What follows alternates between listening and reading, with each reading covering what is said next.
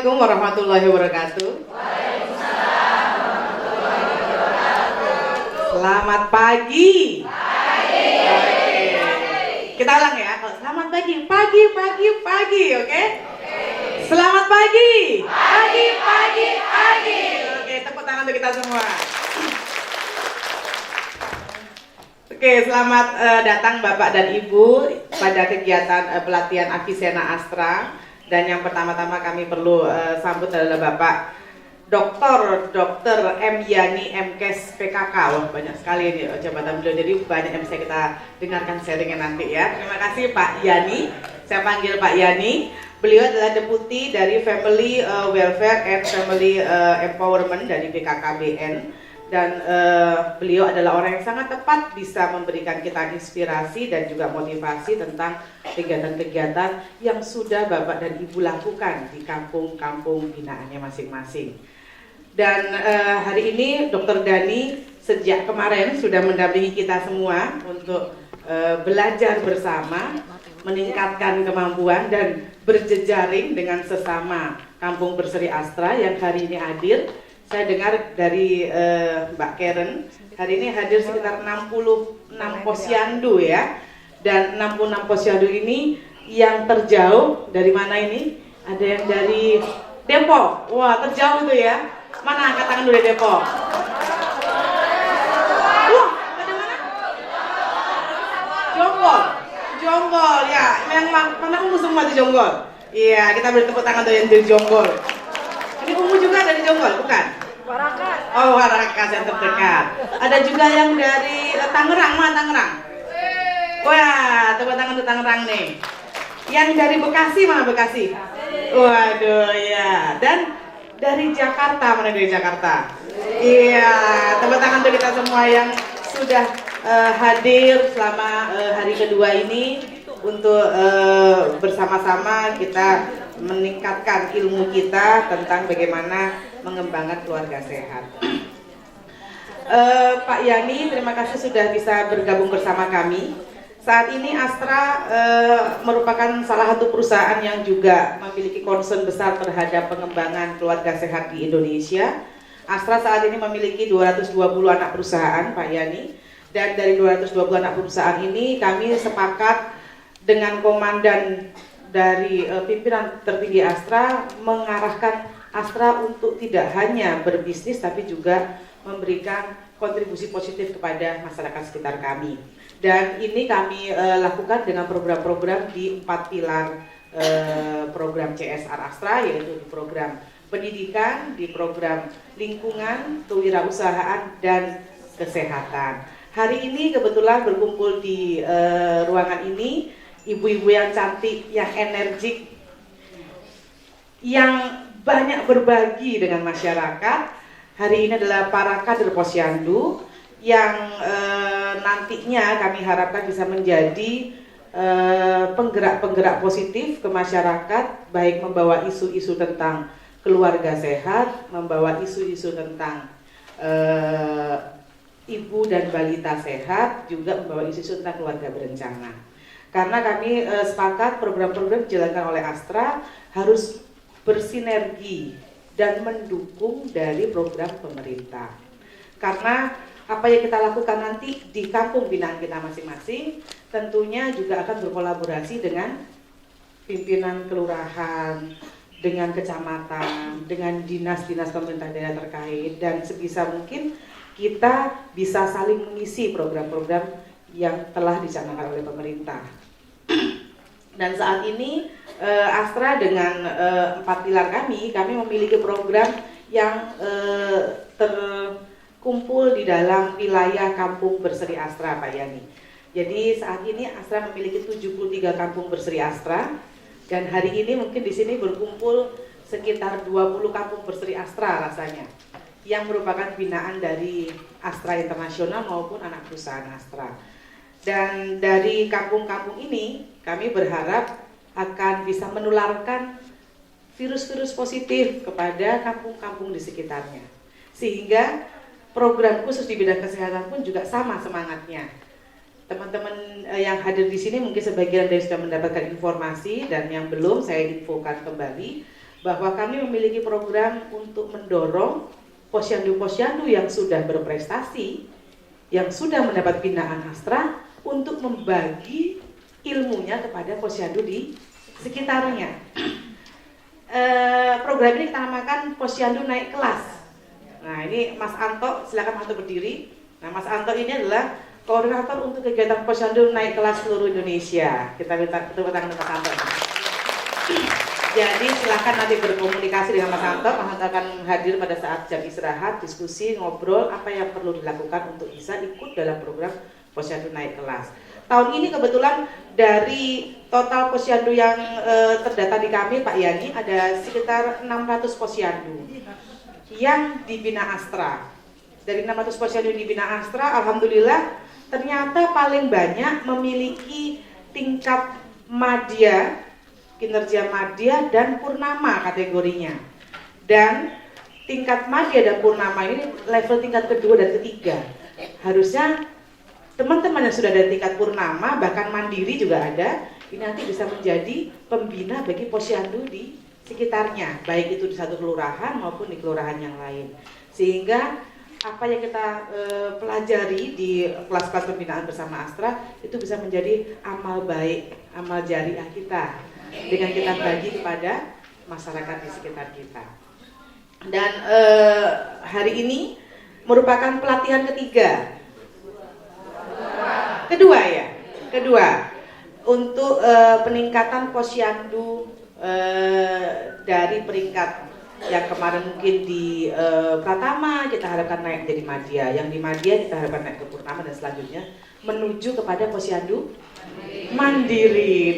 Sepakat ya? Siap menjadi posyandu mandiri? Oke, saya senang sekali nih semangatnya membara dan posyandu mandiri ini kami berharap teman-teman akan terus meningkatkan kemampuan kadernya, sistem yang ada di program posyandunya, maupun menambah jumlah dari sebaran atau paparan dari program posyandu kepada masyarakat yang menjadi anggota posyandu. Tahun ini di pelatihan pertama kita sudah belajar tentang bagaimana mengembangkan posyandu kita menjadi Pospindu PTM. Masih ingat ya? Sudah dijalankan Bapak Ibu-Ibu? Sudah? Bener nih, nanti akan dicek oleh Dr. Dani ya. Yang paling bagus dikasih hadiah Dr. Dani ya. Ya, siap Dr. Dani itu. Nah, pelatihan kedua sebenarnya dilakukan di beberapa spot ya, tidak terkonsentrasi. Pelatihannya adalah tentang peningkatan kompetensi kader untuk teknik penyuluhan dan konsultasi. Kenapa? Ini memang kemarin dipilih dulu Dr. Dani untuk di trial dulu di beberapa posyandu. Kita berharap teman-teman yang menjadi kader nanti bisa belajar bagaimana cara mensosialisasikan, menyuluh, menjadi tempat konsultasi bagi anggota-anggota posyandunya. Dan pelatihan ketiga hari ini kita belajar tentang keluarga berencana dan warung gizi, dan kita berharap program yang akan dijalankan nanti bisa bersinergi dengan pilar yang lain. Hari ini yang datang di sini adalah kader dari kesehatan. Kami berharap pulang dari ruangan ini nanti bisa mencari kader lingkungan yang ada di kampungnya masing-masing. Kader lingkungan di kampung masing-masing sudah dipilih, ada 5 orang atau lebih, nanti bisa diskusi bagaimana kita bisa bekerja sama membuat warung gizi. Tanaman yang ditanam di kader lingkungan, tanaman obat atau tanaman produktif, ini bisa diolah oleh warung gizi yang akan diinisiasi oleh teman-teman posyandu untuk mendukung gizi dari balita-balita yang ada di posyandu. Kalau ada yang di bawah garis merah, maka bisa menjadi program khusus untuk ditingkatkan melalui warung gizi yang ada. Sehingga teman-teman, karena warung gizinya dikelola sendiri, dari kegiatan lingkungan disinergikan, dan kemudian ini bisa menjadi cikal bakal program kewirausahaan juga. Jadi bisa diundang kadernya wirausaha, ayo kita bikin warung gizi ini agar bisa membiayai kegiatan kesehatan dan lingkungan, sehingga jadikanlah ini menjadi cikal bakal usaha. Karena tentunya semua permasalahan yang ada di kesehatan pendidikan ujung-ujungnya selalu bicara dana, ujung-ujungnya bicara tentang kemampuan keluarganya. Kenapa ada bayi di bawah garis merah? Ternyata karena kemampuan keluarganya yang kurang secara ekonomi. Nah, kita berharap warung gizi bisa menjadi salah satu triggering solusi awal yang bisa ditindaklanjuti untuk menjadi tempat usaha berikutnya. Nah, nanti di modul terakhir kami akan ada pelatihan tentang optimalisasi gizi untuk 1000 hari pertama kehidupan. Nah, nanti akan kita adakan kembali sebelum di semester 2 2018. Dan semoga apa yang Bapak dan Ibu dapatkan hari ini benar-benar bisa diimplementasikan. Masih ingat ya dulu saya cerita ya, kalau pelatihan di ruangan ini 2 hari ya Bu? Ya. Dikasih makan tau Mbak Karen? Nah, kenyang ya? Nah, biasanya siang itu ngantuk, bener Kak? Nah, belum keluar ruangan nih hari terakhir nanti, ternyata ngantuknya tadi kalau nggak mendiskusikan dengan temannya, ternyata banyak ilmu yang berkurang. Kalau 100% dapat ilmunya dari Dokter Dani, pada saat nanti jam 12 siang udah ngantuk, atau jam 1 ya? Kira-kira nambah atau kurang tuh ilmunya? Kurang ya. Nah, makanya dikasih makan enak Mbak Karen ya. Tapi makan enak dilanjutkan dengan diskusi supaya apa yang didapat dari Dokter Dani tadi langsung masuk ke pemikiran dan rencana-rencana kita ke depan. Kalau dari ruangan ini rencana tadi kalau nggak dijalankan itu mengurangi berapa lagi tuh ya ilmu kita ya. Kalau dari ruangan ini tiba-tiba dapat WA dari anaknya, Bu mana nih makanan kok belum ada di meja. Dapat WA dari suaminya kan, loh ini baju kok belum siap ini buat besok. Nah, hilang lagi nggak itu ilmunya? Gimana supaya nggak hilang? Hah? Kenapa Pak, Bu? Oh, HP di sel. HP di sel pada saat pelatihan. Tapi yang penting kalau dari ruangan ini segera berkumpul lagi dengan ibu-ibu yang ikut pelatihan, ajak teman-teman yang lain untuk merealisasikan hasil pelatihan. Saya dapat kabar dari Dokter Dani, sebagian besar sudah mulai merealisasikan hasil pelatihan. Tapi sebagian kecil ada yang kelupaan karena tadi kebanyakan urusan katanya.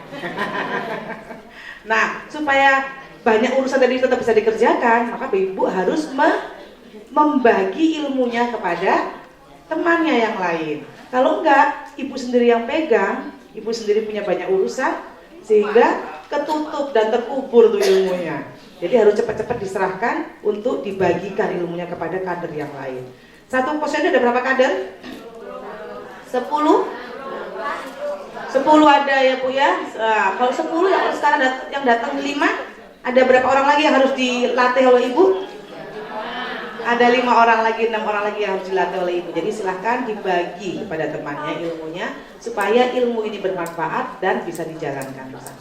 Baik, rasanya itu yang bisa saya sampaikan di pagi hari ini. Sekali lagi terima kasih atas atensi dan juga semangat pantang mundur dari ibu-ibu yang selalu ingin mencapai hasil terbaik dari posyandunya agar bisa bermanfaat untuk masyarakat. Dan terima kasih sekali lagi kepada Dr.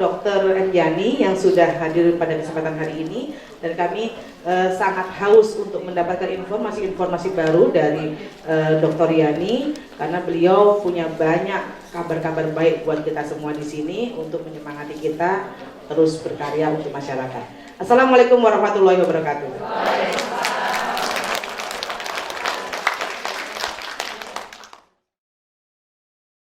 Assalamualaikum warahmatullahi wabarakatuh.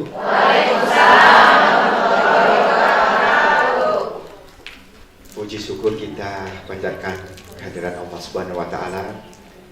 Pada pagi hari ini kita diberikan banyak nikmat kesehatan, kesempatan. Saya selalu bilang juga, saya selalu bersyukur juga kemauan sehat, punya kesempatan, tapi enggak tergerak hati kita seperti hari ini kita tidak berkumpul juga di ruangan ini. Tentunya kita juga harus bersyukur atas nikmat-nikmat yang lain. Kemudian puji syukur kita, selawat dan salam kita aturkan pula kepada junjungan kita Nabi besar Muhammad SAW. Dan ibu-ibu sekalian, saya sangat senang berada di tengah-tengah ibu-ibu sekalian, Terima kasih Bu Dia, Pak Anto, juga ada Mas Dani, Ibu Karen, dan yang tentu berbahagia ibu sekalian. Kelihatan memang masih muda-muda ya Mas Dani. Kan saya nggak melihat yang tua di sini. Karena ketika Bu Diah tadi menyapa ibu dengan selamat pagi, wah suaranya menggugah. Pagi. Jadi suara seperti itu kan suara-suara anak muda ibu. Kalaupun tampilan sekarang ibu, kalau lansia, kalau ibu-ibu tahu nggak umur berapa disebut lansia? 60 lansia. Tapi baru-baru ini Badan Kesehatan Dunia itu mengatakan bahwa lansia itu baru disebut lansia kalau dia sudah berumur 65. Ada yang 65? Nah, paling kalau sepintas saya lihat di bawah 50 terbanyak. 30-an sebelah atas.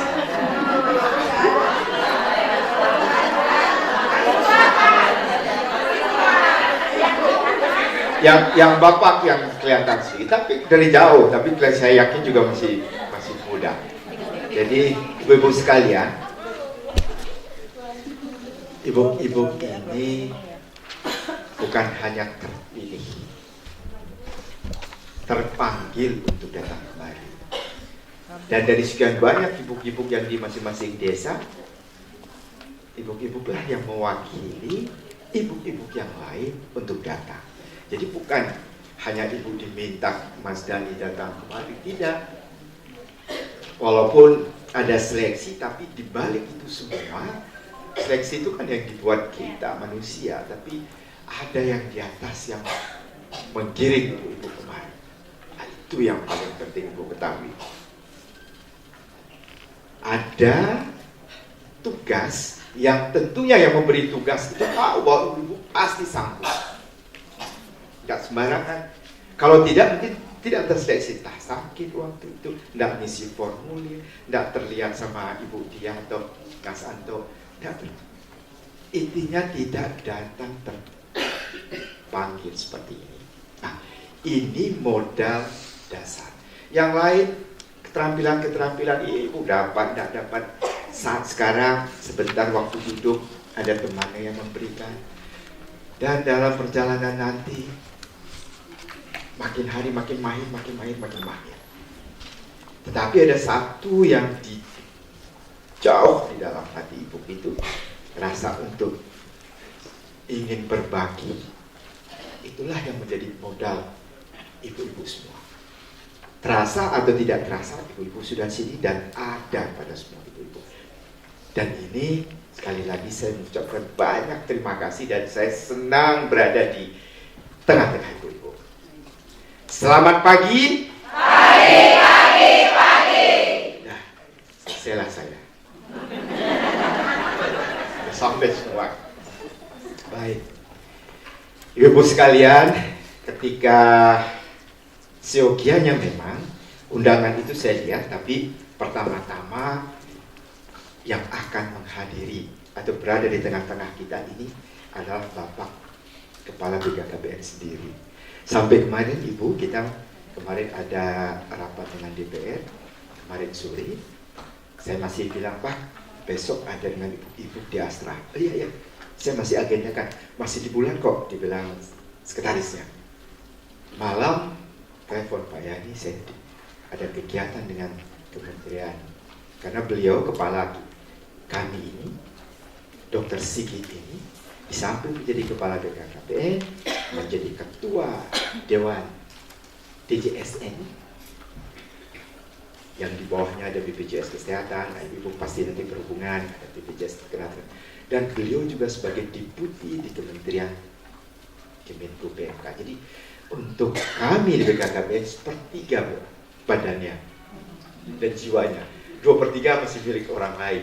Jadi ketika malam saya sudah tahu beliau telepon, berarti beliau punya tugas-tugas penting lain. Tapi mudah-mudahan ketidakhadiran beliau atau kehadiran saya ini tidak mengurang arti pertemuan kita pada pagi hari ini. Saya terus melihat apa sih topik yang diberikan, saya pikir pada saya waktu itu.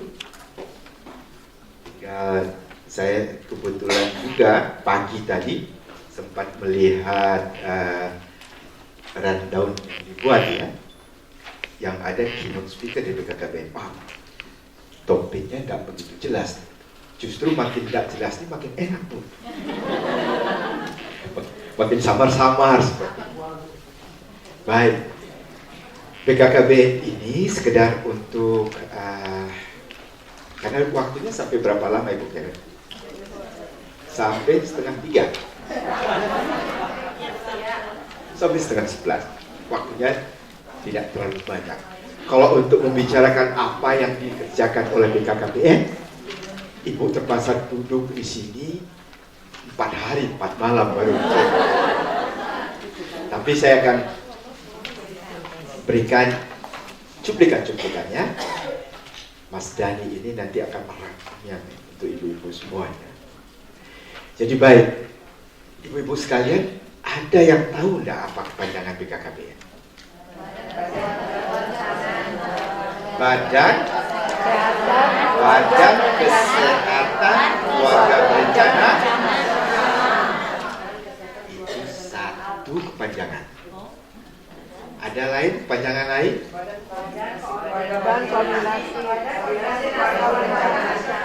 Badan Koordinasi. Ibu waktu kuliah, sempat kuliah Ibu? Tahun berapa? 87. Ada yang tahu kepanjangan BKKBN yang lain?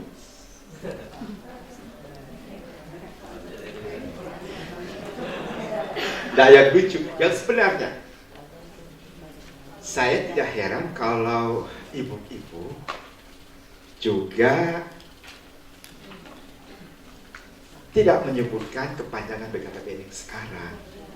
Jangankan ibu-ibu, yang bapak-bapak yang bekerja di kementerian pun kadang masih menyebutkan Badan Koordinasi. Sekarang ini sejak tahun 2009 berubah menjadi Badan Kependudukan. Kependudukan Keluarga 2009. Tidak apa-apa Ibu nggak tahu, saya juga baru tahu. Kabar, betul. Dan tidak heran juga kenapa di akhir-akhir ini, terutama sejak 98 sampai di sekarang ini, BKKBN terus juga sedikit hilang, terutama pada reformasi dan desentralisasi. Programnya mungkin tidak sekenal Ibu dulu. Ibu-ibu, ada yang tidak pernah mendengar nama Dr. Haryono Siono? Kalau dulu yang sempat SD sekolah di zaman-zamannya pernah mendengar nyanyi Keluarga Berencana, masih teringat? Bayangkan Bu, ya, Prof. Haryono itu lagunya aja sampai sekarang masih. Dan masih belum kita rubah Bu. Jadi sering kita pada upacara-upacara kita nyanyikan lagu Keluarga Berencana ini. Bapak-bapak yang dari undangan yang lain, baik dari militer, itu waktu saya SD saya sering dengar lagu-lagu itu. Memang begitu. Begitu populernya dulu BKKBN, terus redup. Sekarang kita coba bangkit. Menyamai zaman-zamannya Prof. Haryono itu pun susah untuk kita sekarang. Berbeda penerimaan masyarakat sekarang dengan dulu seperti itu. Tapi inilah jadi tantangannya. Kalau sama seperti dulu juga tidak menarik, karena negara kita juga berubah. Kalau boleh di slide pertama saja, di slide berikutnya. Slide beri, mohon. Oh iya ya, baik. Ibu-ibu sekalian, ada yang mendasari BKKBN sekarang untuk bergerak. Ini sekedar untuk juga menyamakan kenapa juga BKKBN. BKKBN ini ibu-ibu sekalian, di masa pemerintahan Bapak Jokowi ini, yang terkenal dengan program nawacitanya beliau, BKKBN juga dititipkan 3 cita. Pertama, cita ketiga. Cita ketiga itu beliau minta mulai setiap kegiatan-kegiatan apapun, mulai dari pinggir.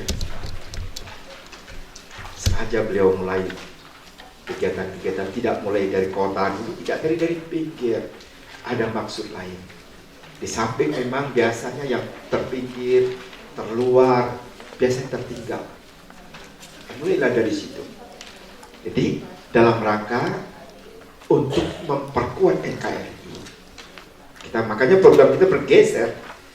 Mulai kita pilih dari pinggir dengan kriteria yang sudah ditentukan, kita mulai di situ. Berikutnya, BKKBN juga bertanggung jawab terkait dengan cita kelima. Di dalam rangka meningkatkan kualitas sumber daya manusia. Ikut bersama kementerian-kementerian yang lain, ada kesehatan, ada pendidikan, ada agama, banyak. Yang ketiga, BKKBN juga dimintakan bertanggung jawab atau mempunyai tugas mengawal cita ke-8 yang terkait dengan revolusi mental. Tiga. Ada Undang-Undang 52 yang mendasari tugas-tugas kita, ibu-ibu sekalian. Itulah tadi yang undang-undang tadi itu menyebutkan apa pekerjaan-pekerjaan kita. Ditambah lagi ada program prioritas nasional, misalnya tadi. Belum lagi nawacita tadi. Nah, program prioritas nasional sekarang ini yang sedang digalakkan oleh Bapak Presiden kita terkait dengan yang kenal dengan kita, program pencegahan pintar Bu dia. Sudah dapat duluan materi stunting? Ya. Kemarin ya? Ya. Luar biasa, terima kasih Pak Dani. Saya enggak, Dr. Dani, saya enggak terlalu banyak dengan stunting nanti karena sudah dapat. Stunting, ibu sebelah kanan saya ini, stunting apa sih Bu? Kecil.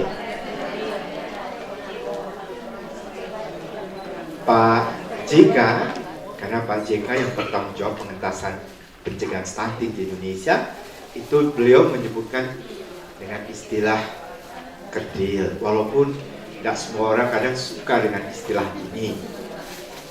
Tapi yang penting pada stunting itu ada 2 hal.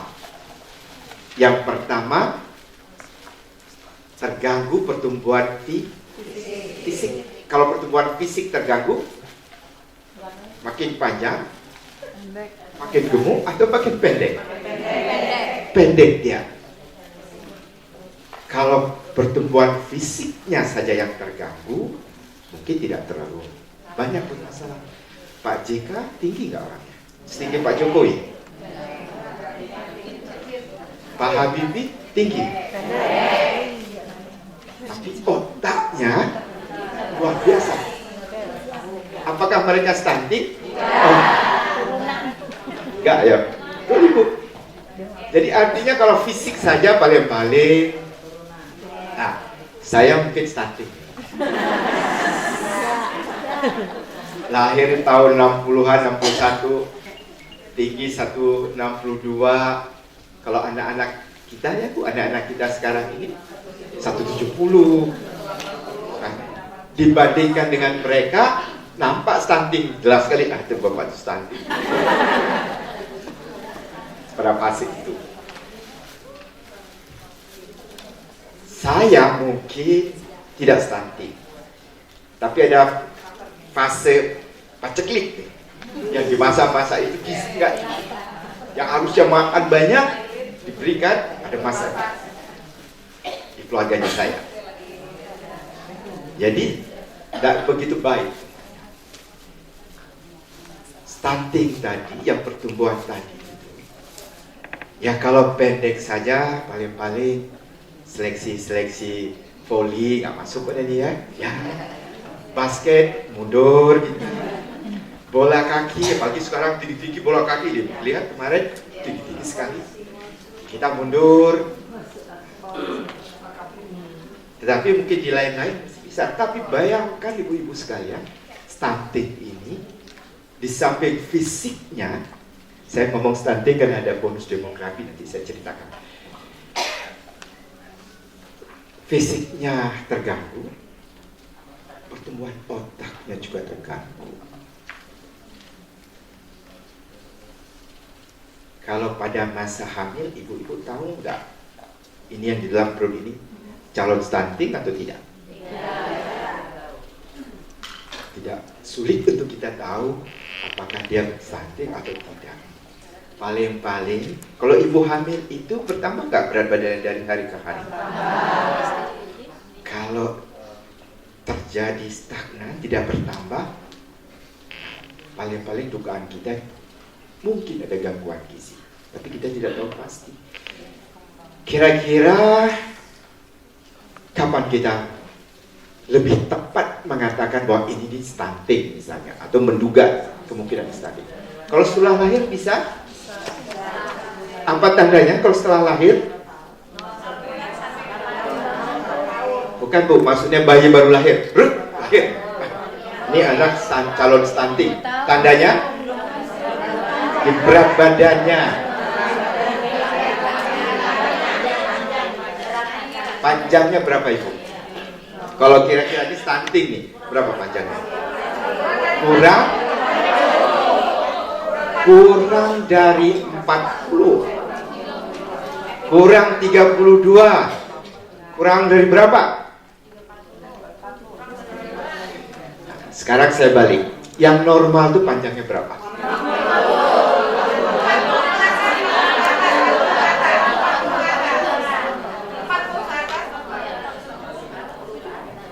Yang dugaan kita mungkin stunting kalau panjang bayi ini kurang 40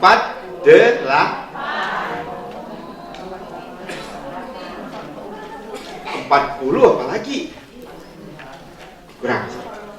Berapa kira-kira berat badannya yang dugaan kita stunting? Kalau ditimbang baru boleh berapa berat? Kira-kira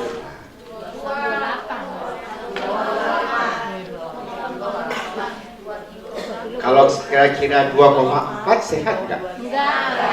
Beratnya cukup nggak? 2,5? Ya, ibu bentar-bentar. Sebenarnya enggak, bukan untuk ibu ini, tapi sebagian ibu tahu. Betul Bu, kalau dia kurang dari 2,5, ini kemungkinan stunting. Kemungkinan. Panjangnya kurang dari 48, ini kemungkinan stunting. Kalau kita ingin perbaiki sampai umur berapa stunting? 2 tahun. Sampai 2 tahun. Kenapa sampai 2 tahun? Masa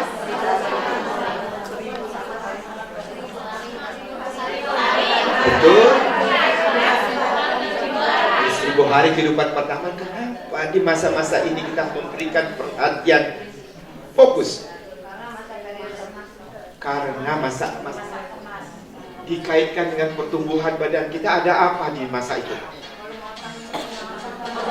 Pertumbuhan otak di dalam perut selama masa hamil.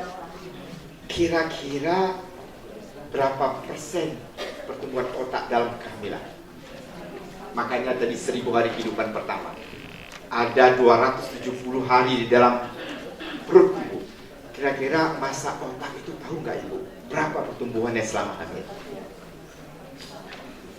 60% tuh di situ. 2 tahun itu 20% lagi.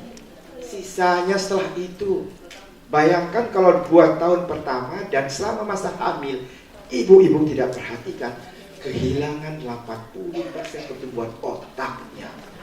Setelah 5 tahun digenjot kasih susu, makan ini makan itu, nambah, tapi nambahnya nggak banyak lagi, masih gelap dunia.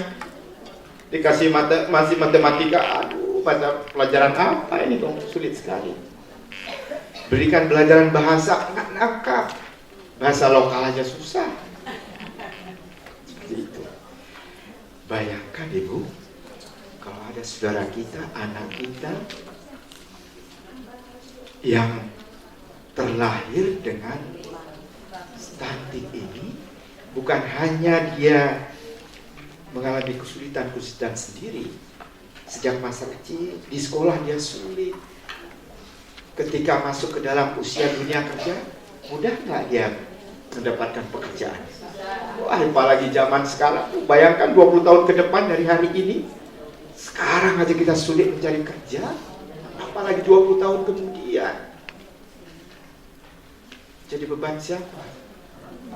Orang tua, masyarakat. Masih gak apa-apa kalau masih beban orang tua dan masyarakat. Bisa gak mereka ini jadi pimpinan? Jangan bilang gak bisa. Apalagi sistem kita ini kalau mau dipilih oleh masyarakat, terpilih ya Bu. Bayangkan kalau dia jadi anggota dewan, kita terpilih menjadi ini. Karena yang pilih anggota dewan bisa macam-macam.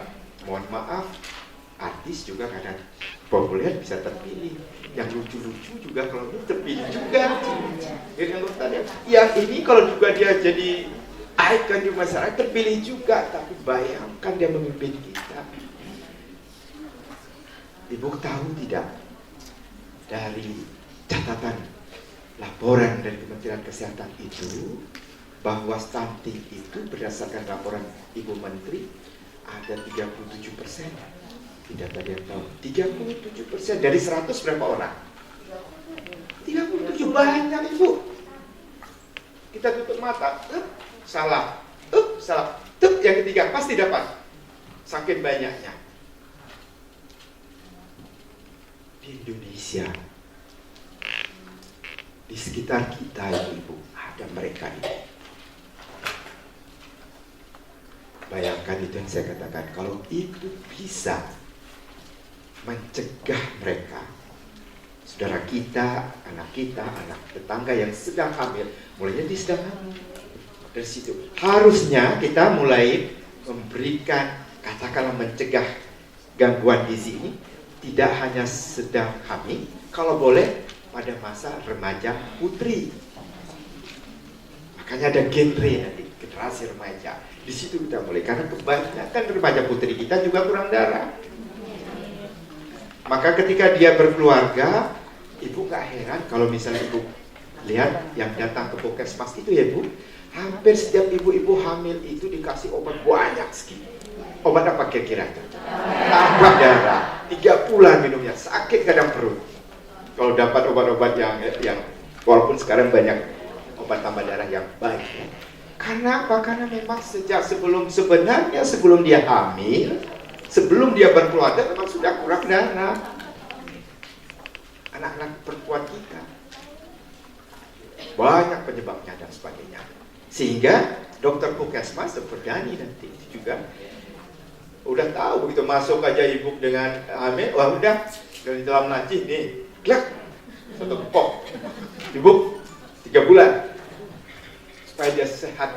Karena apa? Kalau tidak nanti ketika melahirkan, kalau ibu anemia cenderung untuk berdarah, perdarahan. Ya kalau ibu beruntung di Jakarta ini Jabodetabek, berdarah dapat rumah sakit besar. Kalau di tempat saya, kalau di Banda Aceh tadi masih lumayan. Kalau di daerah pulau mau nyebrang, nggak ada kapal atau botnya. Tunggu besok Pak, baru pada pagi. Ini sekarang berdarah-darah. Belum sampai subuh, udah innalillahi ibunya. Udah juga bayinya di dalam. Tinggal si bapak.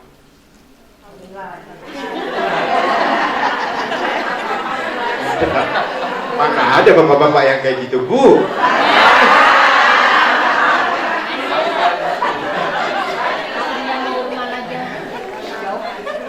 Iya, gitu.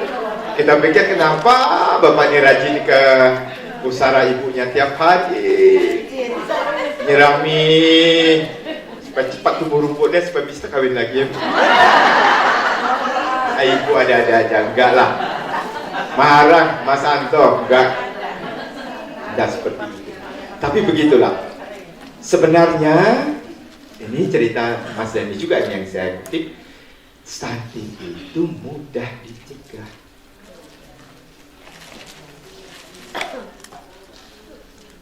Dari masa, kalau mau kita mulai dari masa ibu hamil, ibu-ibu nanti punya tugas. Tapi sebelum itu, saya balik ke sini dulu.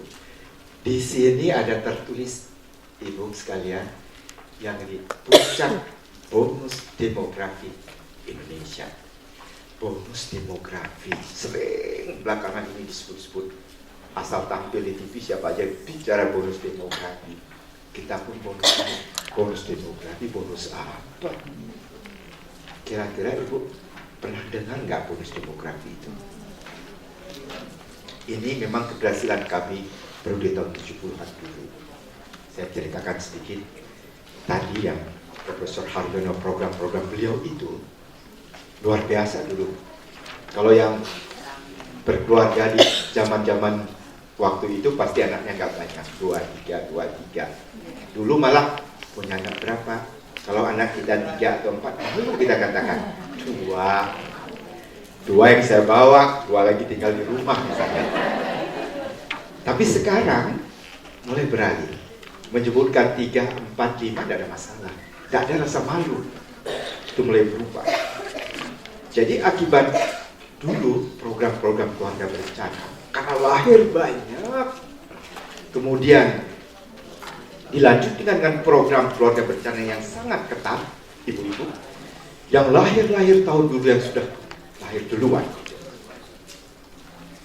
Pada tahun-tahun puncaknya nanti di tahun 2035 nanti, Indonesia akan memiliki tenaga kerja usia-usia produktif. Itu puncaknya.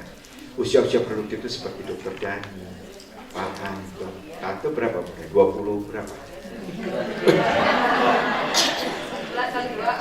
Yang masa reproduktif itu, masa-masa dia bekerja itu, pada masa itu Indonesia memiliki tenaga kerja berlebihan.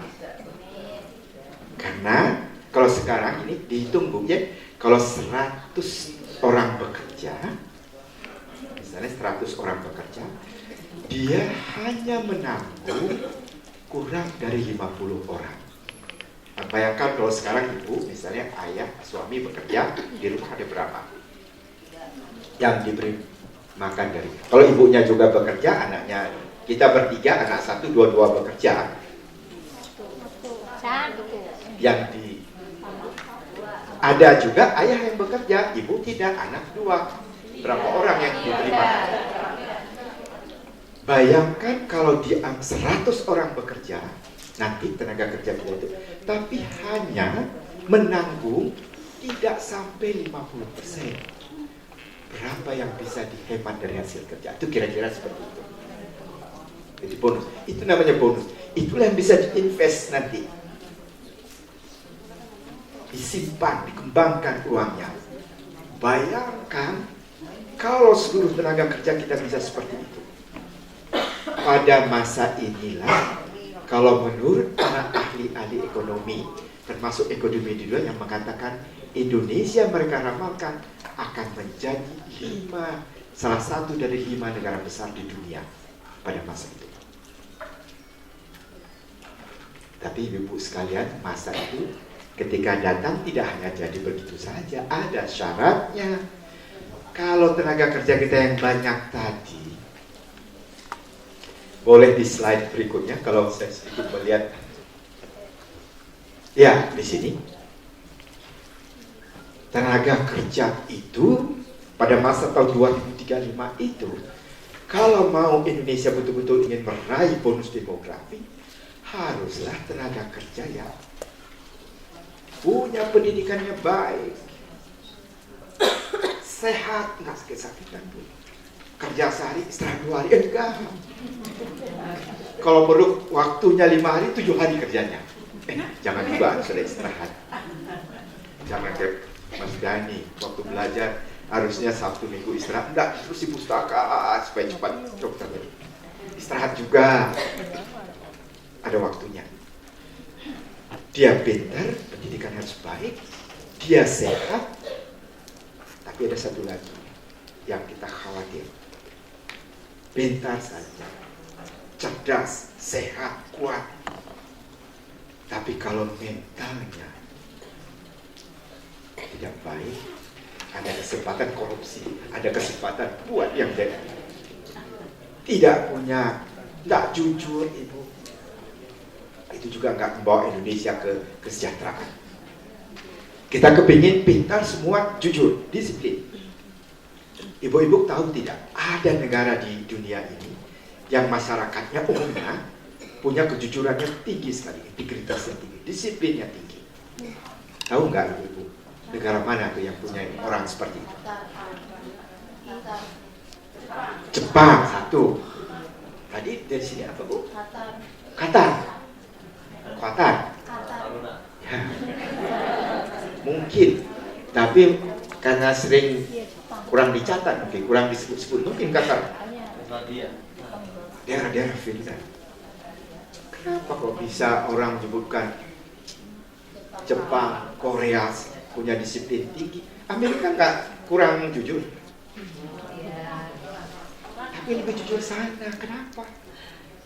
Kita bisa mengatakan negara Jepang orang jujur karena mereka tunjukkan di hari-hari di mana aja, di mana dia bekerja, situ ada di Jepang, dia tunjukkan hal-hal yang seperti itu, sehingga lama-lama orang menetapkan asal Jepang jujur, padahal belum tentu. Dari 100 ada 2 tidak jujur, nggak kelihatan. Sehingga benar ibu, kalau ada misalnya orang asal nyari orang, misalnya di Jepang sana ada orang Jepang, ada orang Amerika, ada orang Indonesia, padahal dia orang Indonesia jujur sekali, tapi sepintasnya nggak milih kita. Kemampuannya sama, si Amerika sama, dia ambil Jepang karena dia punya integritas disiplinnya. Itu yang kita juga mau. Ini baru punya kesempatan sedikit, baik jadi pejabat, korupsi. Ada ini, tidak ada celah yang nggak bisa, semua ada. Aturan kita begitu ketat, dia dapat nih celahnya. Seperti itu. Itu yang kita tidak mau. Jadi sekarang juga ibu-ibu lewat posyandu itu nanti ada pendidikan karakter. Mungkin ibu nggak tahu itu pendidikan, tapi ibu ajarkan mereka pendidikan karakter ibu-ibu itu. Itu nanti kita lihat. Jadi masalahnya 2035, kira-kira berapa tahun lagi? Sekarang anggapnya tahun 2020 lah. Bukan masa yang lama lagi yang saya maksudkan. Dekat sekali bu. Nggak terasa udah hari raya lagi. Hari raya lagi. Ini sekarang kita. Tahun ini rata-rata pendidikan tenaga kerja kita, anak kita 7,6 sebenarnya. Kalau data BPS 7,6. Tamat SD, tamat SMP. Kalau umur 7 tahun atau 8 tahun, rata-rata tamat SD, tidak tamat SMP. Apalagi SMA, apalagi perguruan tinggi kayak ibu gini. Ya enggak. Bayangkan ibu yang tamat SD ini bisa bersaing dengan negara tetangga kita. Kalau yang kecil negara tetangga kita itu Singapura, itu kecil sekali negaranya. Mereka rata-rata tingkat pendidikan masyarakatnya S1. Bisa kita bersaing dengan anak tamat SD? Ya nggak bisa. Itu kondisi kita sekarang ibu. Hari ini mungkin tidak di Jakarta, tapi di Indonesia kalau kita rata-ratakan seperti itu ibu. Bayangkan itu ibu. Masih segitu kita masih. Jadi gak heran ibu kalau misalnya ke daerah-daerah, apalagi boleh Astra yang ada di Indonesia, nanti kita datang ke situ nggak sekolah, SD enggak, kelas berapa selesai dulu? Kelas 2 apa? Kelas 2 SD. Itu kondisi kita. ini bisa dirubah. Bisa Ibu, pemerintah sekarang memberikan sekolah-sekolah gratis.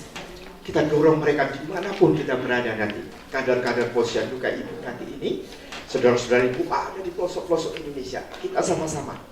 Walaupun kita dari kader posyandu, kader PKB, kalau dari BKKBN tugas utamanya tidak itu, tidak. Kita dorong, ajak masa sekolah-sekolah supaya mereka tamat SD, tamat SMP, tamat SMA. Bisa dia bersaing. Masalahnya memang kita sedikit agak terlambat. Tapi tidak apa-apa. Daripada tidak kita melakukan sama sekali. Kalau tidak, ramalan ahli ekonomi tadi yang mengatakan Indonesia akan bisa menjadi 5 negara terbesar di dunia. Hanya harapan kosong. Ibu-ibu sekalian, bonus demografi tidak datang 2 kali. Sekali di dunia ini. Ibarat komet masih datang 200 tahun kemudian datang lagi. Ini enggak, kesempatan itu lewat. Jadilah kita buruk selalu, termasuk di negara nanti sendiri. Saya nggak mau, ibu-ibu mau? Jangan. Kita punya kesempatan, waktunya kecil. Ibu, kader, peran ibu luar biasa. Saya dosen, tapi paling saya tinggal tunggu orang sudah di perguruan tinggi. Saya bisa perbaiki. Tapi waktu masa-masa di rumah, masa anak itu dasar pembentukan semuanya, karakter di situ, awal pendidikan di situ, keluarga. Makanya BKKBN ini milik keluarga. BKK jadi 2009 itu kita berubah menjadi Badan Kependudukan dan Keluarga Berencana. Kemudian ada undang-undang lagi yang mengatur kita, yang mengatur kerja BKKBN ini terkait dengan kependudukan dan pembangunan keluarga. Kenapa keluarga kita pilih? Karena keluarga ini wadah utama.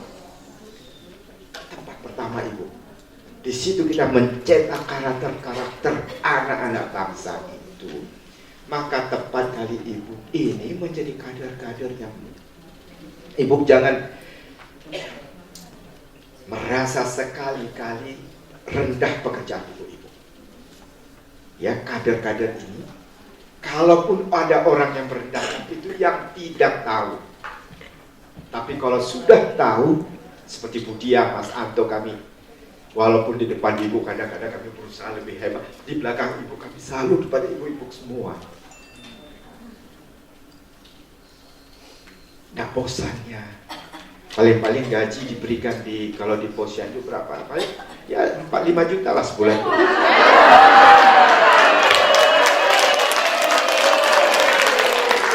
Banyak tidak ada gaji. Kuliah di pelosok-pelosok Indonesia tidak ada gaji. 100.000 kalau ada 1 bulan, tapi pekerjaannya luar biasa. Itu yang saya katakan tadi. Ibu-ibu ini tidak hanya dipilih oleh Ibu Dia, enggak. Ibu Dia digiring dari atas oleh Allah, oleh Tuhan kita. Taruh di sini. Jadilah ibu-ibu. Sadar atau tidak sadar? Orang terpilih. Itu makanya saya angkat topi sama ibu sekali. Ketika mau, sebenarnya ibu, hari ini saya masih ada harusnya di Surabaya kalau tidak pulang kemarin.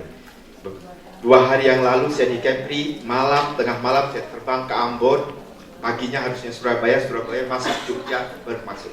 Tapi karena ada rapat saya pulang kemarin, dikasih tahu ada pertemuan di Astra. Saya backup, tidak tahu di undangan kepala, tapi kalau kepala tidak ada saya. Di bawah saya masih ada direktur, masih ada eselon 3, eselon 4, eselon 5, saya bilang saya mau ke sana. Saya ingin ketemu dengan ibu-ibu. Ini yang pejuang-pejuang semua. Yang luar biasa ini. Saya ini juga bukan berbagi sebenarnya. Saya ingin juga dapat dari ibu-ibu sebenarnya. Dan ibu sekalian, ini. Jadi ini, kalau ini tidak kita dorong sekarang, ajak mereka. Mengajak mereka sekolah sudah luar biasa. Karena nanti ada dinas pendidikan di daerah itu yang sudah sekarang ini gratis untuk mudah-mudahan sampai 12 tahun gratis. Kemudian ada pemerintah daerah yang berikan beasiswa. Tinggal kita yang membujuk orang tuanya. Kalau kebetulan dia juga sebagai tenaga kerja misalnya, itu yang kita berikan pengertian ke orang tuanya. Nanti orang tuanya akan dicarikan bagaimana untuk menambah upaya ekonomi keluarga. Anaknya sudah sekolah. Itu satu. Lebih baik ibu sekalian. Mudah-mudahan nanti kalau ini bisa kita dorong sampailah mereka minimal di D3 atau tamat SMA di masa-masa yang akan datang sehingga bisa bersaing. Sekarang pemerintah, kalau ibu sering dengar sekolah-sekolah vokasional ya, yang sering didorong oleh pemerintah supaya cepat jadi. Itu juga kalau yang disekolahkan tamat SD agak susah nangkapnya Bu. Jadi kita dorong.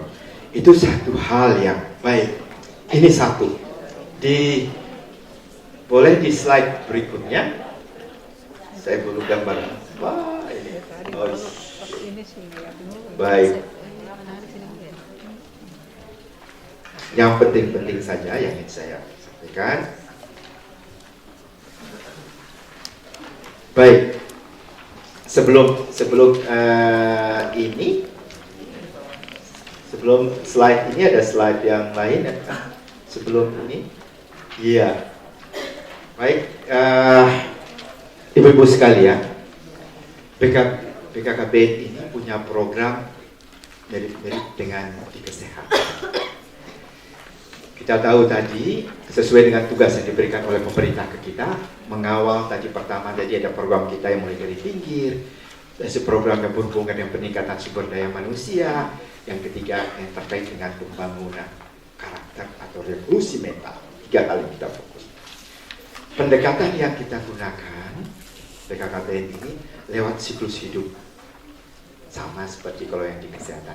Jadi kita sentuh ada kelompok namanya Bina Keluarga Balita, sehingga ada kader BK. Bu, makasih banyak, luar biasa ibu sudah ada kader BKL. Kalau remaja Bu dia udah pada selesai saya ini. Dan tuan ibu-ibu tahu. Nah itulah mitra ibu. Kadang-kadang di lapangan Bu dia kader posyandu, dia juga kader BKB. Kadang dia itu juga, kadang di lansia saya juga Bu. Ada yang persis seperti itu.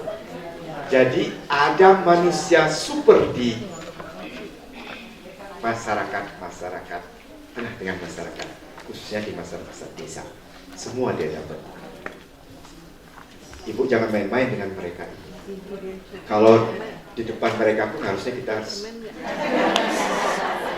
luar biasa. Memang jujur Bu, iya harusnya Bu, benar. Jadi jangan pula nanti yang datang bapak ini seperti itu diperkenalkan. Bangga sekejap. Begitu masuk kemari saya cemas juga. Yang saya hadapi ini adalah pejuang-pejuang. Saya sekali-sekali kan ketemu kalau paling saya turun juga datang ke bukan Serdadu. Serdadu juga pejuang ya. Tapi ibu ini Serdadu lain. Yang menyentuh, yang orang nggak pernah Serdadu juga ngeri kadang-kadang dengan bayi baru lahir. Takut dia. Tapi ibu-ibu bayinya ibu urus, ibunya ibu urus, ayahnya ibu urus. Ayahnya nggak usah, ayahnya juga Bu. Sekarang ini kita galakkan peran ayah. Mengasuh anak itu bukan hanya tanggung jawab ibu, ayah juga punya tanggung jawab. Jangan begitu sakit ayah mundur, ibu Bu maju Bu, sembuhkan. Atau pendidikan ini juga ya sama-sama. Ajaran kita kelihatan kan ya, yang baik muslim ataupun yang kebetulan umat lain masuk Kristiani sudah tahu peran dua itu, peran ibu, peran ayah.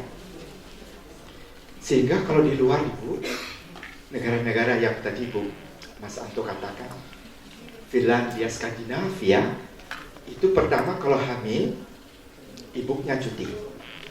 Kalau di Indonesia cuti berapa lama? 3 bulan, mau ambil sebulan sebelum melahirkan, 2 bulan setelah melahirkan. Sudah 2 bulan. Berarti paling-paling dia bisa dekat dengan anaknya kalau kebetulan dia bekerja hanya 2 bulan per tahun. Setelah itu diasuh oleh masih lumayan nenek tercinta, pembantu tercinta, itu yang ngasuh anak-anaknya. Di negara-negara maju tadi Bu, cuti ibu 1 tahun. 1 tahun. Setelah itu ayah yang cuti 1 tahun. Karena bayangkan negara di sana, mohon maaf, negara-negara yang bukan Muslim, tapi dia pakai ajaran-ajaran, mohon maaf kita yang Muslim, ajaran Muslim atau ajaran Kristiani yang benar-benar dia gunakan. Kita di sini enggak 3 bulan. Ada daerah-daerah yang mencoba-coba memberikan ibu hamil cuti 6 bulan langsung dicoret aturan-aturan. Ada beberapa daerah di Indonesia yang coba pemerintah daerahnya mengusulkan kepada pemerintah pusat cuti 6 bulan ibunya. Kalau dia pegawai negeri tidak dipotong tunjangannya. Langsung Mendagri menjawab, tidak ada aturan yang sesuai dengan ini, coret aturan. Tapi saya senang dengan daerah-daerah yang seperti ini, terus berjuang sampai satu saat pemerintah tahu betul bahwa memberikan cuti kepada ibu itu benar. Apalah arti uang pemerintah keluar kalau ibu ini membesarkan anak bangsa yang siapa tahu dia jadi calon pimpinan yang membawa negara ini menjadi lebih sejahtera. Itu yang pertama. Ibu-ibu sekalian, ASI penting. ASI, air susu ibu, sangat penting. Tetapi ibu yang paling penting lagi